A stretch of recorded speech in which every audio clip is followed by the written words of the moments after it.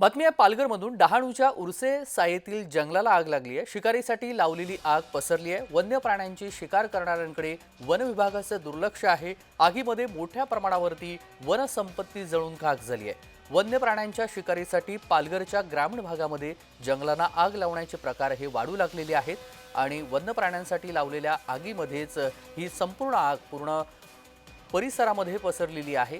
डहाणूच्या उर्से साईतील जंगलाला आग लागली आहे। शिकारीसाठी लावलेली आग ही आता संपूर्ण जंगलामध्ये पसरलेली आहे। वन्य प्राण्यांची शिकार करणाऱ्यांकडे वन विभागाचा दुर्लक्ष असल्याचं पाहायला मिळतंय। आणि या सगळ्या संदर्भात सविस्तर माहिती जाणून घेऊया। विनायक पवार आपले प्रतिनिधी जोडले गेलेले आहेत। विनायक, नेमकी घटना कधीची आहे आणि आत्ता आगीवरती नियंत्रण मिळवण्यामध्ये यश आलेलं आहे का? सविस्तर।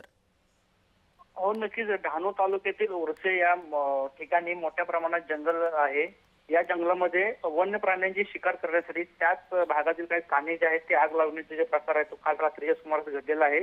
तर काल रात्रीपासूनच त्या ठिकाणी वन कर्मचारी असले तरी याबाबतची कायमस्वरूपी उपाययोजना त्यांच्याकडून करण्यात येत नाहीये। तसेच या जंगलाला जवळपास शेकडो हेक्टर जी जागा आहे ती काल जवळपास 8 ते 9 तासामध्ये जळून खाक झालेली आहे। मोठे मोठे झाडे आहेत, तसेच काही लहान झाडं जी आहेत तीही यामध्ये आगीमध्ये जळलेले आहेत।